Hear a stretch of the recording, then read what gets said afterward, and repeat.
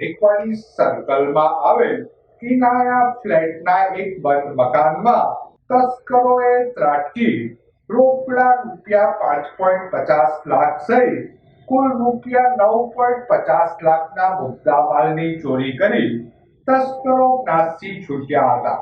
ચોરીના બનાવ અંગેની પ્રાપ્ત વિગતો મુજબ માણેકવાડી સર્કલમાં આવેલ કિનાયા ફ્લેટના ફ્લેટ નંબર 602 માં રહેતા મોહમ્મદ આસિફ અબ્દુલ ગની ફતાણી પોતાનું ઘર બંધ કરી બહાર ગામ ગયા હોય તસ્કરોએ ટેરેસમાંથી બાલ્કનીમાં કૂદી કબાટમાંથી રોકડા રૂપિયા 5.50 લાખ સહિત કુલ રૂપિયા 9.50 લાખના મુદ્દામાલની ચોરી કરી તસ્કરો નાસી છૂટ્યા હતા.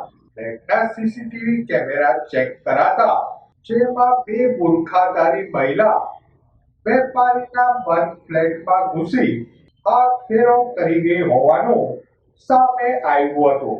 આ મામલે પોલીસે ગુનો નોંધી વધુ તપાસ હાથ ધરી હતી.